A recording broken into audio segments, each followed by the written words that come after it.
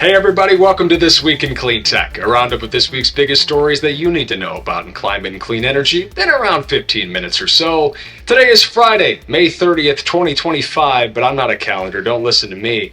I'm Paul Gerke, factor-this commentator, podcaster, writer, editor.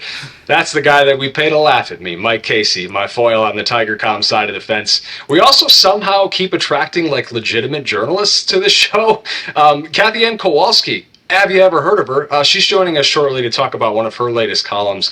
This is some good stuff, Mike. Really great to see you, as always, man. Feeling a bit better than I was the last time we spoke when I had just gotten back from Jamaica. Wife and I brought back more than souvenirs. Nasty stomach bug. Just be careful out there on those resorts. You think you're getting away, and then it comes home with you. Yeah, it's called an unplanned weight loss program, Paul Gerke. I could use a couple. Maybe we could schedule some back-to-backs. No, it's much easier to diet that away than to do that. All right. I have no jokes today, but I want to say that I proudly nominated our Cleantecher of the Week. Super fun selection.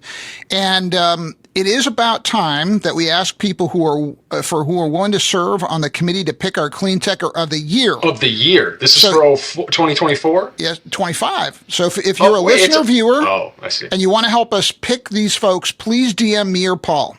So we already crowned last year's. You got to remember, I'm jumping into the fold for John Engel here. Who must not be named. We'll keep him on Voldemort caliber terms from here on out, but just so that the listeners know who I'm talking about. So we did the 2024. So this is for this year's nomination. Who's clean teching it up in 25 is what you're saying. Exactly. Yeah. Claire Redden, one of our awesome listeners, John Christens and others chaired this committee, and they did some awesome selections. They came up with different categories. They did a beautiful job. So don't make us go back to Claire again, because she told us she is so sick of us. She never wants to do it again. But we have that effect on people. What can I say? All right, guys. So Cleantecher 2025, we want to hear about it. One of those ways you can interact with us on the show. To your point about the Cleantecher of the Week, Mike, I did see that on LinkedIn. Very funny stuff. Can't wait to get to that in just a few minutes. One last thing for the listeners. If you do get something out of these episodes, we'd love to hear about it. You can nominate stories to talk about. Just email one of us. My email address is paul.gerke@clarionevents.com. Let's get into the stories this week. A lot of big news, Mike. What's number one? All right, BYD beats Tesla in European EV sales despite EU tariffs in watershed moment, report says. This is Dylan Butts with CNBC, Paul Gerke. I'm going to go rogue, as one is wont to do, immediately, Mike Casey, and just say, did you see the tweet that came out within the last 24 hours or so from Tesla, ballyhooing about how the budget bill in the House is so bad for domestic manufacturing of batteries and EV sales and all that stuff? And I just can't help but think that it's funny that the guy in charge of that company, supposedly yesterday, 2 days ago, whatever it was, walked out of the limelight and said, I'm no longer a part of the Trump administration. And now Tesla suddenly realized that they too are affected by this horrible piece of legislation? Anyway, you don't have to say anything. I just needed to get that off my chest. Since we're talking about Tesla, BYD overtook Tesla in European EV sales for the first time in April, if you weren't keeping score at home. That's despite some higher backlash in tariffs, in the form of tariffs in the EU. 17% for BYD, Tesla's at 7.8%. Other Chinese EV makers up to 35%. Tesla's facing all sorts of backlash linked to Elon's time in the spotlight that I just got done ranting about. BYD's European volumes rose by 359% in April from last year. Tesla's went down almost 50%. BYD's growth coming as production begins at a new plant in Hungary. They're performing other European brands right now in key markets. Mike, what did you think of this piece? So first off, to summarize what your point, Paul, I will just call it FAFO.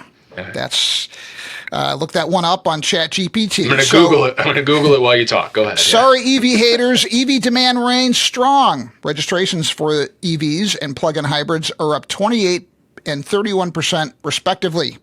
Chinese automakers are diversifying with plug-in hybrids, which are exempt from EU tariffs. Rhodium predicted that tariffs would need to be as high as 55% for the EU market to be unattractive for Chinese EV exporters. I'll tell you, I've talked to two friends who've recently traveled abroad, and they've ridden in Chinese EVs, and they say the future right now is China's because we have so many intellectually challenged members of the United States government. I've seen those Chinese EVs, Mike. They show up in my feed sometimes in the reels or in my Twitter feed. I refuse to call it by the other name.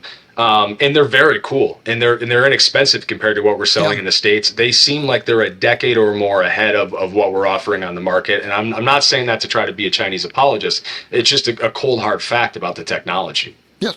Story number 2. Yes, sir. Tony Rahm and Anna Swanson from the New York Times titled Trump Tariffs Blocked by U.S. Court of International Trade. This is something I logged on early on Thursday morning to make sure we got up on Factor This, Mike. Huge story, maybe topples all of Donald Trump's plans, all this trade and tariff talk that we've been discussing for the last couple months. Just when you, Paul Gerke, thought the tariff whiplash was over, the federal judges have brought some adult supervision by ruling against Trump's tariffs on China and other U.S. trading partners, declaring that he exceeded his authority under an emergency powers law that concerns trade embargoes and sanctions but doesn't mention tariffs at all. Trump used the law to impose tariffs on products from Canada and Mexico, citing their alleged involvement in sending fentanyl to the U.S. The court gave the executive branch 10 days to begin ending the tariffs, but the Trump administration has filed an appeal. Mr. Gerke, your thoughts? I think that FAFO means something dirtier than I thought it did when you initially said it to me. Wow, these are bad words, Mike Casey. Anyway, no, I did read somewhere, Mike, that there is some like wiggle room in here where he can impose a 15% flat tariff. That sort of aside, I think the court's decision obviously weakens the administration's push to sort of hijack global trade. There's been this like looming threat of unlimited tariffs or more tariffs this day and less tariffs the next day. And I mean, if we're just calling a spade, really what it's done is made the market do this. And it's funny how a couple days after one of these, you find out about the trades that happened on the back end with folks involved in the administration or kids of the administration that made hundreds of thousands or millions of dollars off of this whipsaw. And quite frankly, I think everybody in the clean tech space would love to be off of this roller coaster. And hopefully these 3 judges have started to pull the brakes on that ride. The decision doesn't affect tariffs imposed under other laws, though. Important to mention those on steel, aluminum, cars, pharmaceuticals, the stuff on semiconductors. It also doesn't affect the tariffs on solar panels that we've been writing and talking about a lot lately. But hopefully a step in the right direction that provides some clarity for companies that have been sort of lost in the sauce for the last little bit here, Mike. Yep. Our third story, Katie Fehrenbacher from Axios. Trump policy kickstarts nuclear test reactors in the U.S., Paul Gerke. Your voice hoarse or something today? Am I the only one that gets to talk about all this stuff? I see you sipping on some tea in the video version of this. Yes, sir. Is it tea? Sir. What kind of tea? I got LaCroix. I always drink matcha green tea. Yeah. Oh, it's a fancy guy. New executive orders from the Trump administration are giving nuclear startups a boost through faster construction and licensing. As much as we have decried what was happening to most renewables under the budget bill that just got passed through House Ways and Means, it did sort of have a carve out for nuclear, and the Trump administration has been specific about how it wants to accelerate nuclear growth, sort of separating the wheat from the chaff a bit, if you will. The policy could allow companies to work on reactor designs faster without having to go through a long and costly, lengthy licensing processes. Trump never been a fan of those. Order also calls for a pilot program to advance 3 test reactions outside of U.S. national labs by July 2026, about a year from now. Mike, what do you think about this piece in the accelerated rollout of nukes? I'm going to do the summary, and I'm going to do the commentary, if that's Sweet. Okay with you. Yeah, all right. Please, you got time. Nuclear startup Last Energy, which is developing 20 megawatt water reactor that has raised $67 million. It plans to build a test reactor to meet executive order targets. Last Energy and other nuclear startups are racing to build test reactors in the U.S. as soon as next year. I'm going to be the resident skunk at this house party, Paul Gerke, by saying again that I have never seen anyone come up with a solution to the nuclear waste problem, and neither have the LinkedIn's legion of nuclear bros. If you got one, I'm all ears, but kicking the can on a problem that has a 10,000-year half-life just doesn't cut it. Paul Gerke, what is our fourth story? Can't we just shoot it into space?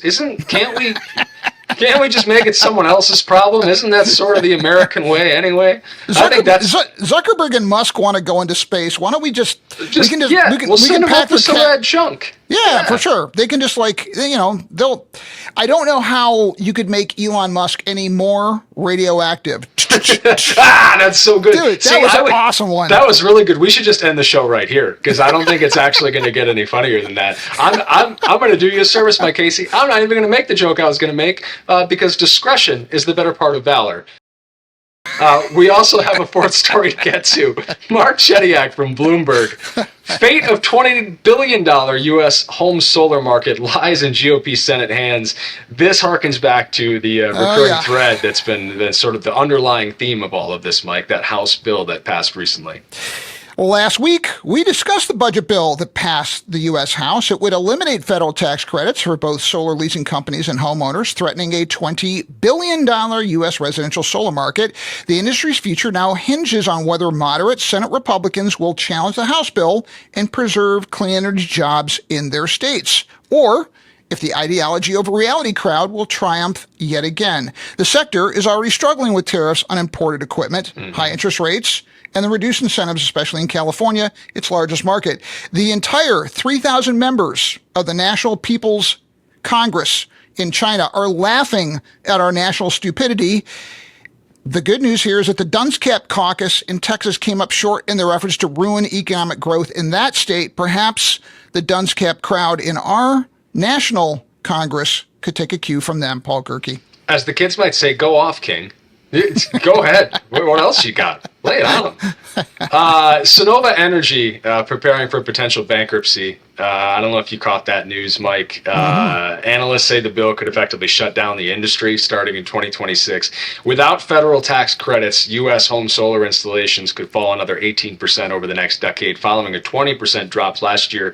Juxtapose that with some of the policies that are being pushed through in California right now, which really eliminate a lot of the value for home solar. Again, it's tough right now. Real dire straits for the residential market. Really thin margins that are being crushed into oblivion.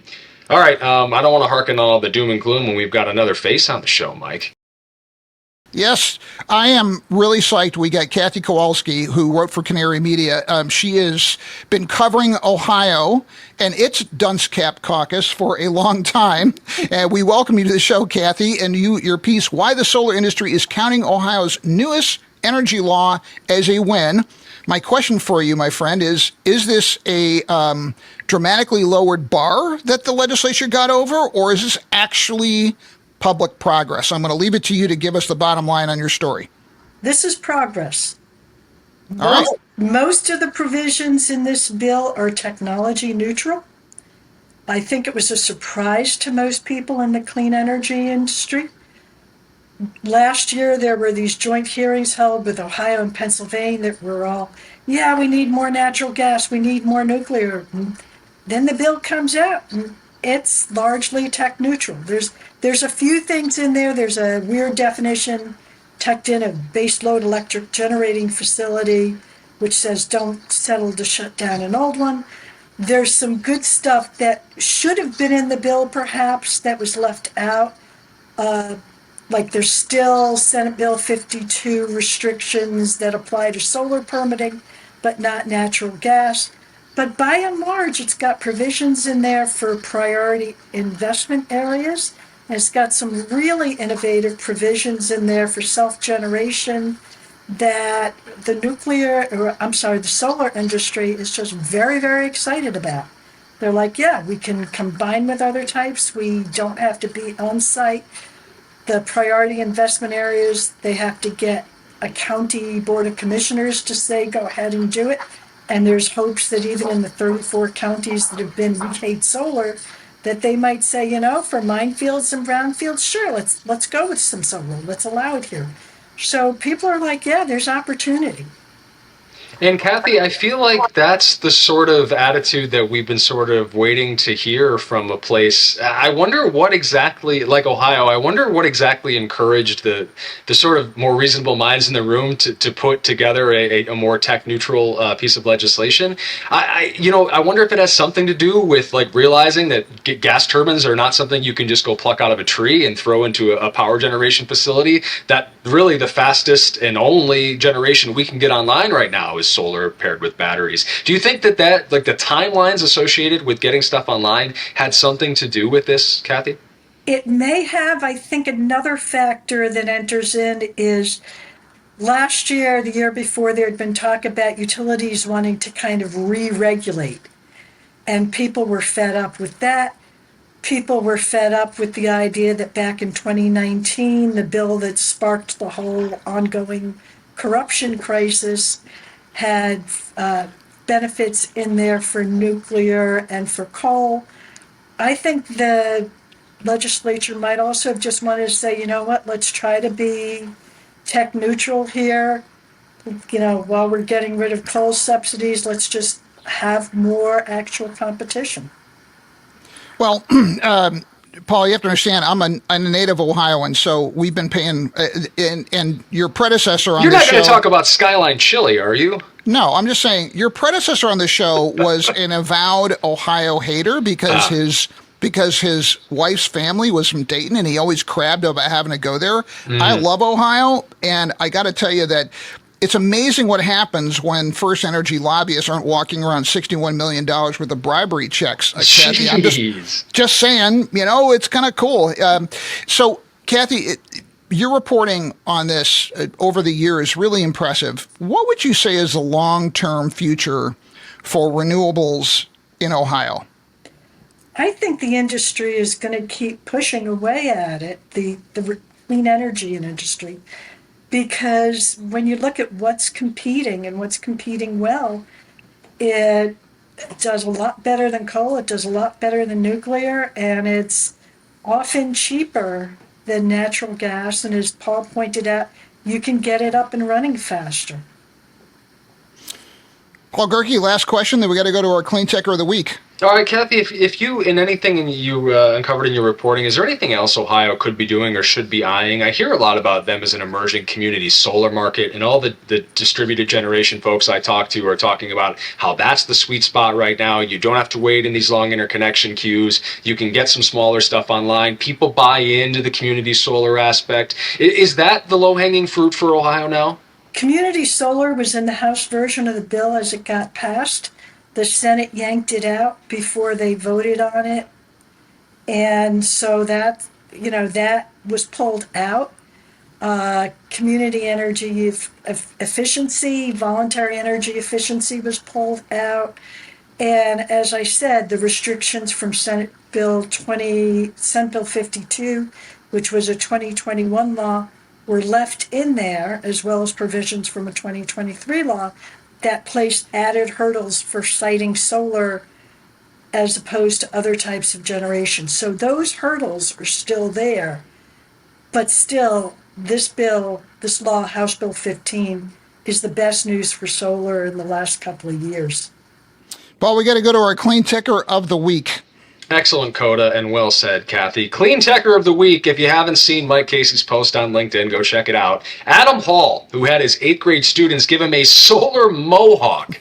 You got to see it to believe it. At their Viva el Drágon festival, students at the festival demonstrating the power of the sun with student-built solar models. You got to get them while they're young, Mike. Teach them about the value of renewable energy while you can. Congratulations, Adam, our Cleantecher of the Week. Yeah, it was awesome when he told me about this yesterday. I said, "You're definitely going on the show as a Cleantech of the Week," because he got on with his Mohawk and it had stripes on it, and his students really did it up well. So, hey, we want to thank our wonderful producer Brian Mendez and Claire Quirin and Alex Peterson for gathering these stories. Yeah, thoughts with Brian today. An extra shout out to Claire for stepping in the driver's seat. You know what? She didn't make fun of us as much as Brian does. I kind of missed that element of it, but I think if she does it again, she's probably probably knows to take a wisecrack or two, because it's open season with you and I always. Really want to thank Kathiann Kowalski for joining us, even if she is from Ohio, and my Michigander blood boils when I get two of you on the same show. I will step into Voldemort's role in hating Ohio, but not you guys. You two are great. If you guys want to share story suggestions, don't forget to hit us up, subscribe, leave feedback, do whatever you want. I'm not your dad. All the articles in this week discussed right here in the links, up, down, wherever you are on Factor This. Just there's articles there. Until next time, everybody. Take care.